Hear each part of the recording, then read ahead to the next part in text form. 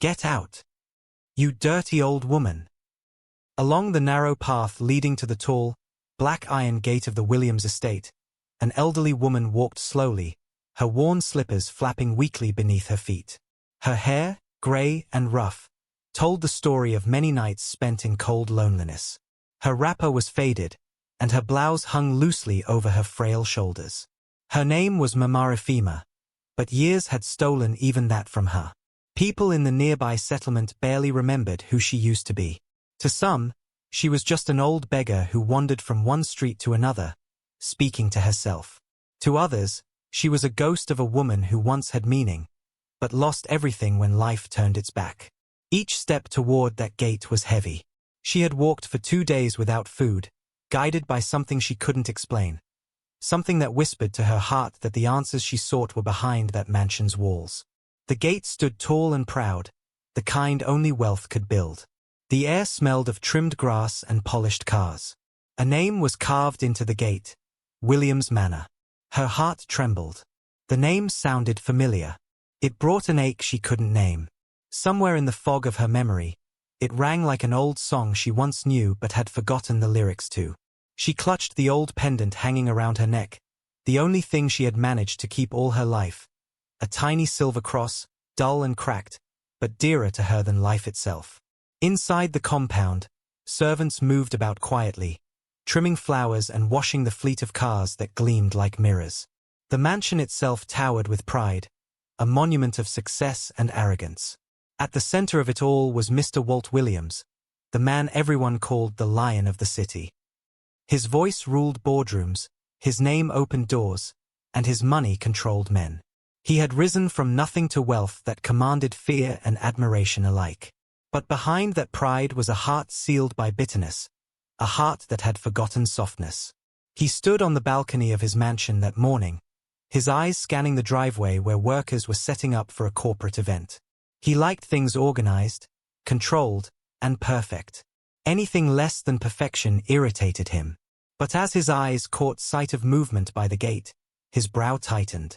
There she was, an old woman standing awkwardly at the gate, holding onto the bars as though they were her only support. Her face looked tired, her body weak.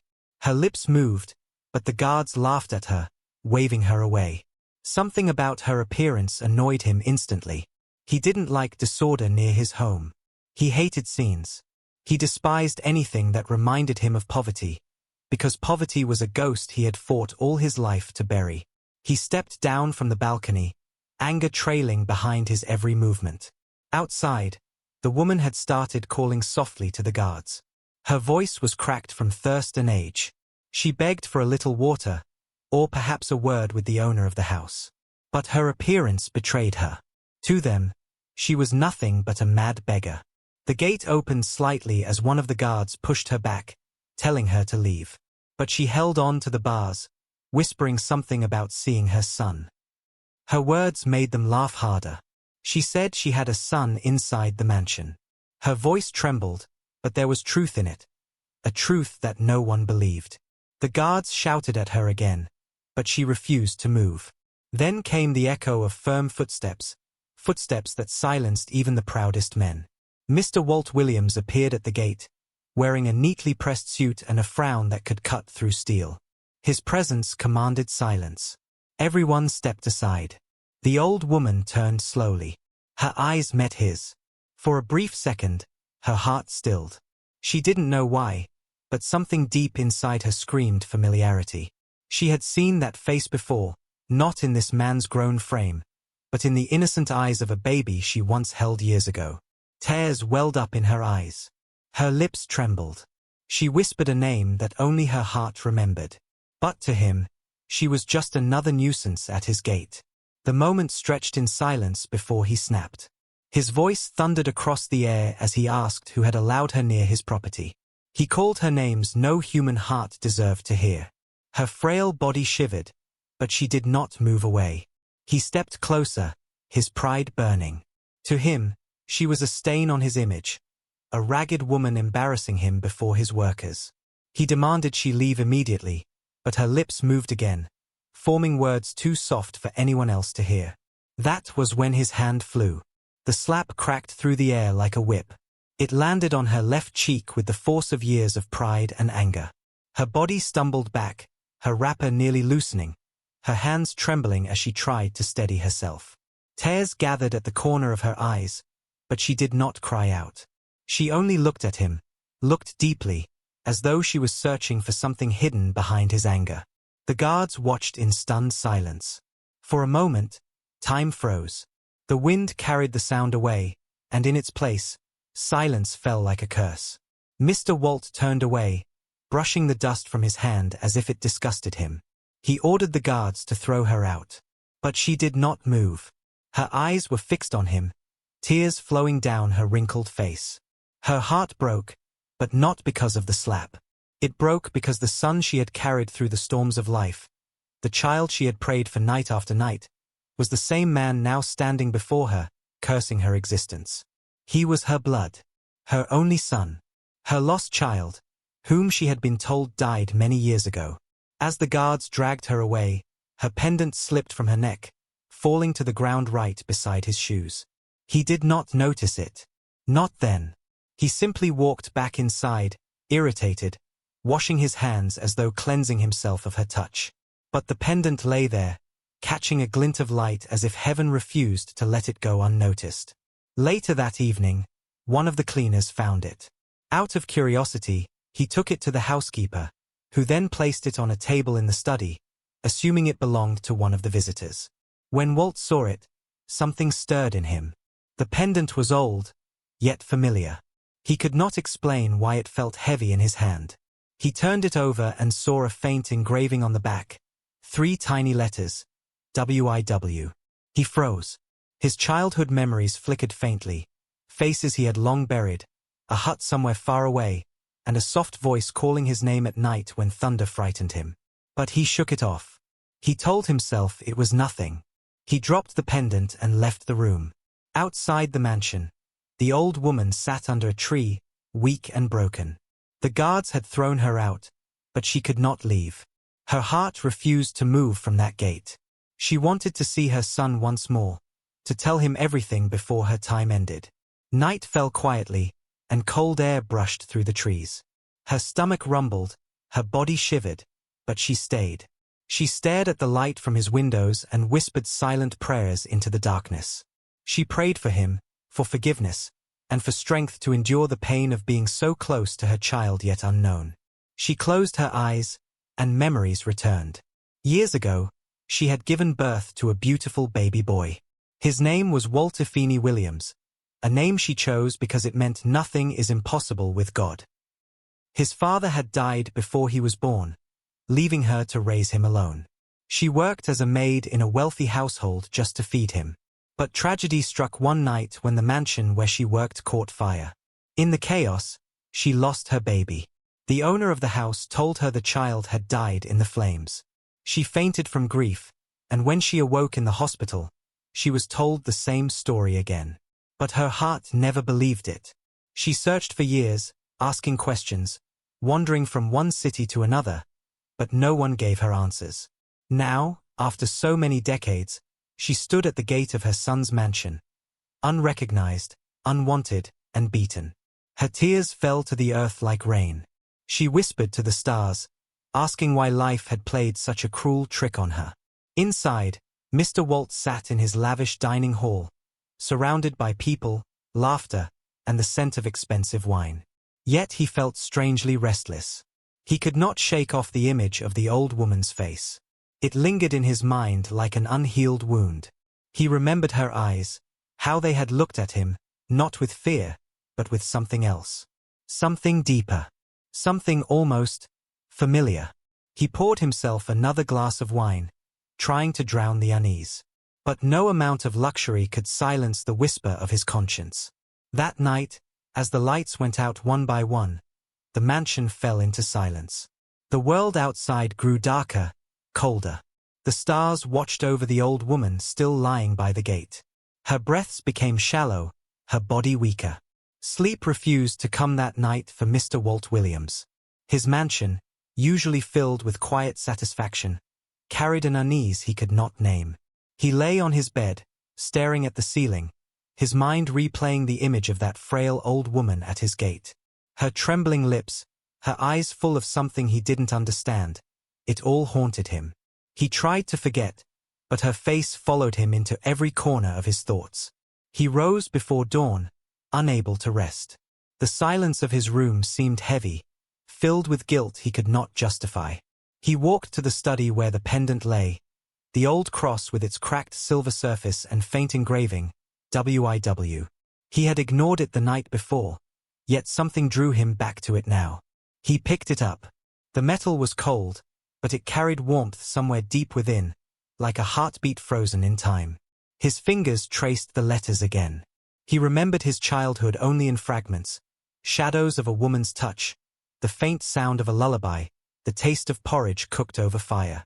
But he had learned to silence those memories. They belonged to a life of poverty, one he had buried beneath his success. But the pendant spoke to him in silence. It told a story he could not yet hear. Morning came quietly. Outside the mansion walls, Mamarifima still sat beneath the tree, her body weak from hunger and cold. Her hands clutched her chest as though protecting a fragile heart. Her vision blurred, her strength fading, but her spirit refused to give up. She had seen her son, even if he did not know her. That was enough to keep her alive a little longer. When the sun rose, the compound began to stir again. Cars moved in and out, workers returned to their duties, and laughter returned to the air. No one noticed the old woman outside the gate except for the youngest guard, a boy barely 20, whose heart still carried kindness. He watched her from afar, torn between duty and compassion. As the day stretched on, Mr. Walt attended meetings, his face calm and his tone commanding. Yet every word he spoke felt hollow. He snapped at employees, not because they did wrong, but because something in him was broken. His secretary noticed the strain but dared not ask. At noon, a call came from a construction site he owned, an accident involving one of his workers. As he drove there, his car passed the gate again. For a moment, his eyes caught sight of movement under the tree. The same old woman. Still there. Still waiting. He looked away quickly, telling himself she was just another beggar refusing to move. But deep down, guilt began to breathe within him. It was a feeling he had long forgotten how to bear. By evening, he returned home. He found the pendant still lying on his desk, glinting faintly in the setting light. He tried to push it away, but it seemed to pull him instead. He reached for the family box, a small chest where he kept the few things from his childhood that he hadn't thrown away. Inside lay an old photograph, brown and torn, showing a young woman holding a baby in her arms. The woman's smile was gentle, her eyes alive with warmth. He had always assumed she was a distant relative, one of the many women who had cared for him at the orphanage where he grew up. But now, as he compared the pendant in his hand with the tiny cross around the woman's neck in the photo, his chest tightened. It was the same pendant. He stared at it for a long time. Something in him shifted.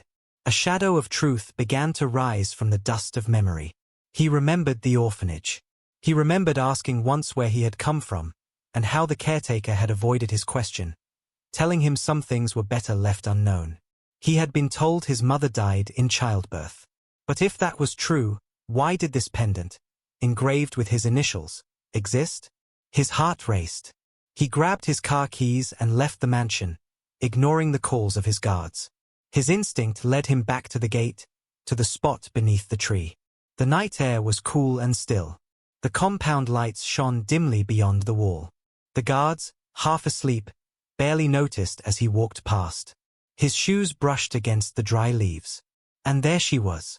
The old woman lay curled on the ground, her wrapper clinging weakly to her body, her breathing shallow. Her face looked peaceful, almost asleep, but her hands clutched the soil as though unwilling to leave the world that had betrayed her. For the first time in years, Walt felt something pierce through the armor around his heart. He bent down slowly, studying her face under the faint moonlight. Her features, though aged and tired, carried a strange familiarity. Her cheekbones, the shape of her eyes, even the small scar above her eyebrow, they all felt like echoes of something within him. He reached out and touched her hand. It was cold. Too cold. But then, faintly, her fingers twitched. Her lips moved weakly, whispering a name, one he did not hear, yet felt deep inside. His throat tightened. He lifted her gently, calling for help, but his voice broke halfway.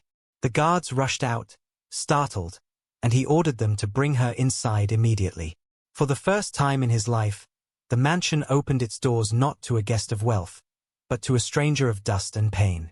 She was laid on a couch in the sitting room, wrapped in blankets, while the doctor was called. Walt paced the room, restless and confused. He could not explain his actions, only that something inside him refused to let this woman die outside his gate. When the doctor arrived, he examined her and shook his head.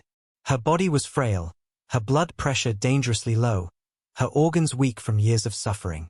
She needed rest, food, and warmth, but most of all, she needed peace. Walt stood by the window, staring out into the night. The doctor's words faded into the background. All he could hear was his own heartbeat, pounding with something that felt like fear. Fear of the truth he was not yet ready to face. As the hours passed, he sat by her side, watching her breathe. Her chest rose and fell slowly, her lips moving as though praying in her sleep. He didn't realize when tears began to gather in his eyes. He thought of the slap. The sound of it echoed in his mind. The shame of it burned through his chest. He had hit her.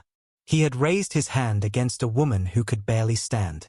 Against a woman whose only crime was trying to see him. And somewhere deep inside, a voice whispered that this was no ordinary woman. Morning found him still awake, sitting beside her. When she stirred, he leaned forward instinctively. Her eyes opened slowly, heavy with pain. She turned her head weakly toward him, her gaze soft and unfocused. For a long moment, they simply stared at each other. Something unspoken passed between them, something deeper than words. Tears rolled down her cheeks. Her hand trembled as she reached for his. He hesitated but did not pull away. Her fingers, thin and cold, wrapped around his palm, and in that touch, something ancient awakened. A mother's touch. He didn't understand it yet, but it shook him. Her eyes searched his face. She tried to speak, but no sound came out. Only a faint whisper that faded into silence. He called the doctor again, his voice cracking for the first time in years. Later that day, as she rested, Walt went back to the study. He opened the old box again, staring at the photograph. He traced the woman's face with his fingers, then looked at the pendant on the table. The connection was undeniable now. He called an old friend, a retired social worker who once worked at the orphanage he grew up in. When she answered, her voice was tired but kind. He asked her about his adoption records, about the woman who had left him there as a baby. There was a long pause before she replied. She said the records were incomplete. The woman who brought him to the orphanage had been injured, barely conscious. She had said her house had burned down, and that she had lost everything. She had pleaded for them to keep the baby safe while she went to get help. But she never returned. They later received news that the woman had died during a riot in a nearby town. Walt froze. He realized then that everything he had believed about his past was built on a lie. The woman at the gate, the one he had slapped, was the same woman who had nearly died trying to save him all those years ago. She had survived, but he had been told she didn't. He sank into the chair, his hands shaking. The room spun around him, heavy with guilt and disbelief. Hours later, he returned to her side. She was awake now, her eyes clearer, her breathing steady. She looked at him with tears that carried years of love and pain. Her lips moved again, forming a single word that his heart already knew. He fell to his knees beside her, his tears falling freely for the first time since he became a man. The house servants watched in silence from afar, unable to understand what had happened. Walt held her hand tightly, as if trying to make up for all the years that had been stolen from them. That night, as rain began to fall gently outside, mother and son sat together in silence. One rediscovering love he thought he never had, the other forgiving a wound deeper than words. The guilt in Mr. Walt's heart. It poured heavily, drumming against the windows, echoing through the halls like a song of judgment. Inside, He sat alone by his mother's bedside, his eyes fixed on her frail form as she slept. He had never known silence could be so loud. Every beat of his heart carried a memory he could not explain, a voice from within whispering of lost years and buried truth. The world outside continued as usual, but within him, everything had changed. The old woman's breathing was weak but steady. The doctor had said she would recover if she rested. Yet, Walt felt a weight heavier than any he had ever carried. For the first time, he saw how empty his success truly was. The mansions, the cars, the companies, all meaningless compared to the wrinkled hand lying before him on that bed. That hand had once carried him through storms. That hand had once shielded him from hunger, from cold, from fear. And he had raised his own hand to strike it. The shame tore through him like a blade. He remembered the day he first entered the orphanage. He had been told his mother died in childbirth. He had believed it. He had carried that lie for decades, building his pride on top of a grave that never existed. Now he wanted to know who had told the lie, who had buried the truth of his mother's life and replaced it with falsehood. As the night deepened, he sat there, listening to the rhythm of the rain and the slow breath of the woman he had wronged. He made a silent vow to find the truth, no matter what it cost him. The next morning, the air was cold and heavy with mist. The world seemed to move slower than usual, as if nature itself respected the weight of the moment. Walt dressed in simple clothes, far from his usual designer suits. He left the mansion quietly, instructing the guards to take care of the woman as though she were the owner of the house. He drove alone. The road stretched endlessly ahead, winding through red earth and old trees that whispered memories of forgotten lives. His destination was the old town he once heard mentioned by the social worker, the place where the orphanage once stood. It had been years since he last thought of it, but he remembered the path as though something inside him still belonged there. The orphanage had changed. The walls were cracked, the paint faded, the gate half broken. Children played in the compound, their laughter light and innocent. Yet, the place carried the same air of quiet suffering it always had. He walked in slowly, his shoes brushing against the wet ground. The matron who ran the orphanage now was an elderly woman with kind eyes and tired hands. She looked at him with recognition, not because she knew who he was, but because she knew his type. Men who had once been orphans but never truly escaped the shadow of it. She led him to a small office filled with dusty files and old photographs. The smell of paper and age filled the air. He searched through the files until he found what he was looking for. An old record book from the year he was brought in. The ink was faint, the paper yellow. But the story was there. It read that a woman named Ephema Williams had brought in a baby after a fire incident, saying she would return for him. Her handwriting was shaky but careful. The next page carried a note, mother deceased. Child transferred to foster care. No signature. No verification. Just a statement that ended a life. He stared at it, anger building in his chest. Who had written it? He turned to the matron, asking for the old caretaker's name. She thought for a while and mentioned a man who had since become a local pastor in the nearby village, Pastor Simon. Walt's heart tightened. He remembered that name. The man had been strict, with eyes that saw through lies. He was the one who had told him his mother died. He left immediately. The drive to the village was long, the road rough and narrow. But his mind stayed fixed on one thing, the truth. When he arrived, the church stood at the edge of the village, small and humble. The pastor was older now, his hair completely gray, his back slightly bent. Yet his eyes still carried that same sharpness. Walt introduced himself, not as the powerful businessman he was, but as the boy from the orphanage. The pastor studied him for a long moment before lowering his gaze. The silence between them was thick. Then slowly, the pastor began to speak, not in defense, but in confession.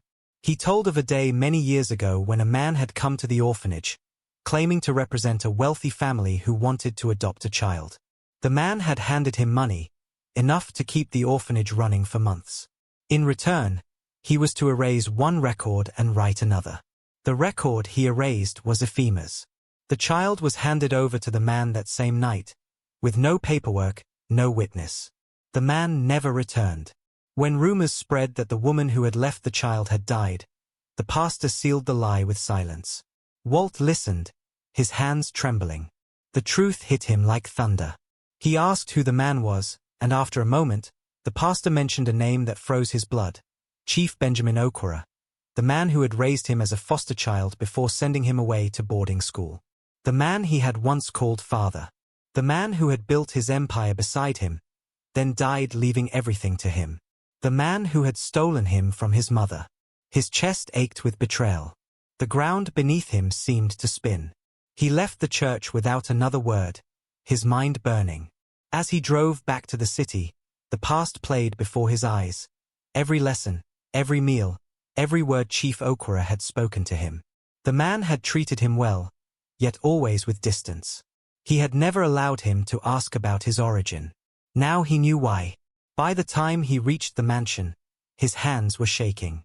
The woman he had once slapped now sat in a clean room, her face calm and eyes open.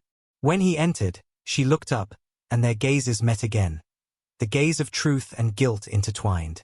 He sat beside her, unable to speak, unable to hold back tears. His chest rose and fell as the weight of everything he had discovered crushed him. He held her hand, and she understood, without words, without explanation. The truth was already between them. For the rest of that evening, he stayed with her, remembering everything the world had tried to erase. Her lullabies, her warmth, her protection.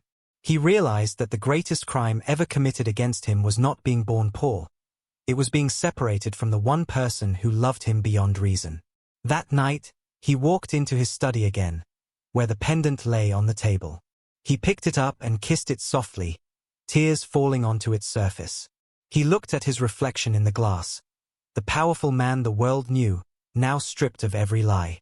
In that reflection, he saw both the child he once was and the mother he had rediscovered. He knew what he had to do. He called his lawyer the next morning and ordered that every property, every share, and every business document bear a new name, Ephema Foundation. The mansion that once symbolized pride would now become a home for the forgotten, a shelter for widows, orphans, and the lost. And when the old woman woke that morning, she found her son kneeling beside her bed, not as a man of wealth, but as a son seeking forgiveness. He didn't need words. She didn't either. The tears that fell between them spoke more than any language could. The blood that had been stolen was now restored. The secret that once destroyed their lives had finally been broken. Thank you for watching. Please subscribe, like, and comment to support African Folktale by Muna. I love you all.